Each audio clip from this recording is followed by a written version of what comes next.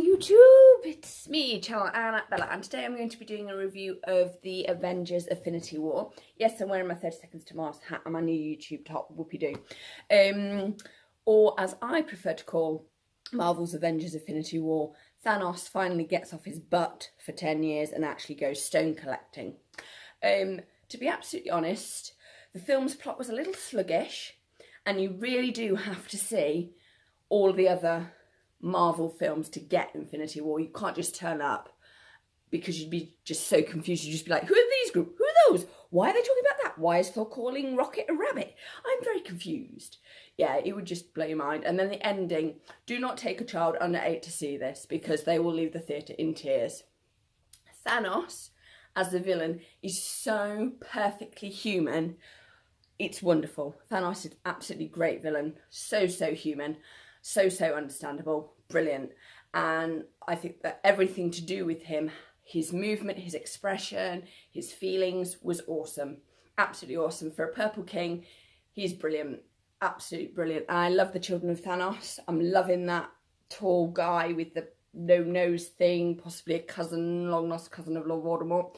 Brilliant. Doctor Strange was brilliant, but then again, he's played by Benedict Cumberbatch, so what more could you want? Brilliant, absolutely brilliant. For somebody who's obviously followed the films, it's really good. See, DC, this is what happens. It's called planning. Yeah? When you start a universe, you need to plan. Oh, never mind. It's lost on them. Bless them. See, but at least they're now starting to plan with Joker and Harley, which is kind of good, I guess. But why are they planning with their villains and not their heroes?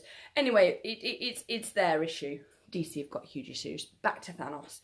Brilliant. Absolutely brilliant. Guardians of the Galaxy had a lovely storyline there. The Avengers, brilliant. The events of Civil War were still felt. Vision, oh, I just can't say any more specifically because it would just ruin it for people. Hopefully this is a spoiler-free one as much as possible, but don't take it under 8 because they will be in tears by the end. Thanos, brilliant villain. We are going to see Thanos go stone collecting part 2 or the Avengers Infinity War part 2. So there is a second film planned. But yeah, it is pretty much Thanos goes stone collecting around the universe. It's interesting that Thanos started with the Power Stone and then had to collect all the others. Oh, the fact that we got to see Red Skull, that is the only spoiler I'm giving. It was just crushing. If you are expecting an Avenger or a Guardians of the Galaxy focused film, it isn't that. It does not focus on the heroes. It focuses on Thanos and his goals and his past and anybody that is related or connected to him. So if you're hoping to follow like Tony Stark, Iron Man, or all of those, yes, they're, or Black Panther, or any of the others, they do have a storyline, but it's a lesser storyline. It is much more supporting storyline. Thanos is the big guy. We are following Thanos. We want to learn about him and why he's doing what he's doing. Why is he the villain? And everybody else is sort of left mystified by it. It's a great film. I give it a 4 out of 5 purely because I think that it is a bit on the traumatic side.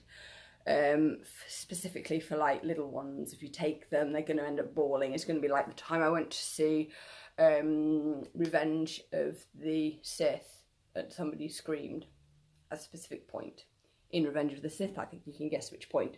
There was also another film that annoyed me. Yeah, this is the problem with 12As. 12As don't work as a rating because if you take a 6-year-old, it was that Star Wars story.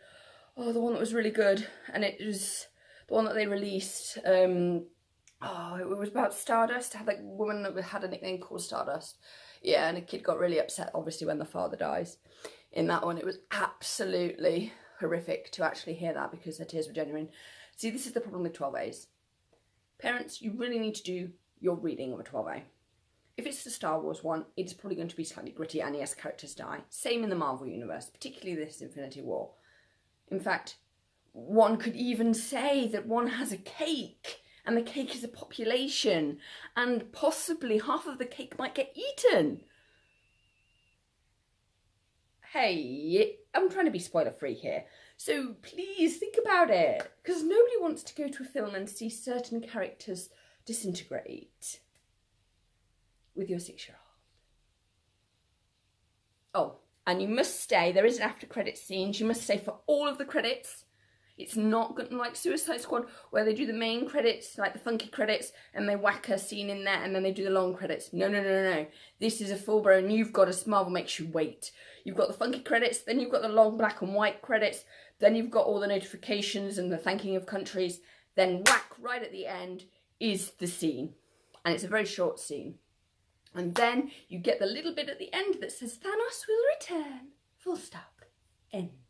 So yeah, check it out. It is really, really good. But you can tell that it's taken them 10 years of planning to get this film universe working. You can see the work. And this is the fruits of it. Admittedly, the plot is a bit slow. You would like it to hurry along. But Thanos has been in the background manipulating everything, you know, quite nicely. So I'm really, really looking forward to Infinity War 2, or whatever it is, Thanos goes and collects more stones part 2.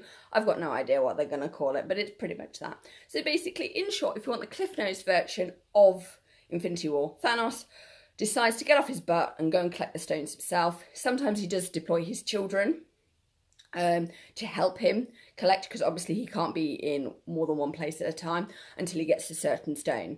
And the stones all have vastly different names. So he has the Power Stone, there's a Time Stone, there's a Space Stone, there's a Reality Stone, there's a Soul Stone. Oh, those scenes, it was just soul destroying. And the 6th one is, who knows? Reality, Time, Mind. There we go. Reality, Time, Space, Power, Soul and Mind. And he basically goes on this big, let's hunt these Infinity Stones, because they were put into the universe at the start of the Big Bang and they got scattered all around. Yeah, and Thanos basically collects them. There is a hell of a lot more to Thanos. You learn about his background, you learn about his relationship to some of his children, to why he does the things that he does. It's very, very, very, very human story. As a wise wizard known as Dumbledore said, human beings choose the worst things for them. They have this knack. And Thanos is definitely that kind of villain, because he's not doing this because I am evil and I'm totally evil. He's actually trying to save people. And that's enough. Any more and it will be a huge spoiler. So yeah, be careful with your under 8s. I suggest watching the film at home, purely to save people's ears for the screaming of the crying child, because that is very likely to happen, particularly at the end of this film, because the ending, it is shocking and it doesn't pull any punches. It does pull its punches. There is no stopper. There's no safety barrier, people. You go into this and they just basically pummel you at the end. Basically, you start off with a full cake at the beginning of the movie. By the end of the movie, parts of the cake have been eaten significantly. And some characters are stranded. But Thanos, brilliant, absolutely brilliant characterization. You feel what he feels. He is basically the heart and the soul of Infinity War. This movie would not work without him. He is the main character of this film, and he's evil, or he's the supposed villain. And it's very interesting, the relationship to everybody else. I'm loving Wakanda. Yes, I do hope that they get the Olympics and possibly a Starbucks. But hey, hey. So, hope you've enjoyed this review as much as you can. Sorry for the, totally crypticness on the cake metaphor, but you're just going to have to live with that. Obviously, if you've seen the film, you will have more to say about it. It was quite funny. There were some funny moments. Peter Dinklage made a brilliant performance, as per usual. There were some funny moments, but it was quite a serious film for Marvel, actually, which is what you'd expect it to be.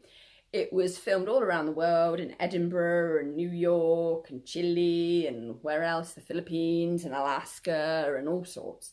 So it was really, really kind of cool. And I absolutely enjoyed it. 4 out of 5. The pre-planning works. The characters you know so well. I recommend seeing Civil War just before you go, just to give yourself a recap to figure out what is going on with the Avengers. Guardians of the Galaxy just slot in, and Thor slots in really well. Thank you, Bruce Banner, for being a brilliant bringer together of people. Yeah, I really, really enjoyed this movie. 4 out of 5. Please like, comment and subscribe, and I hope you've enjoyed this review.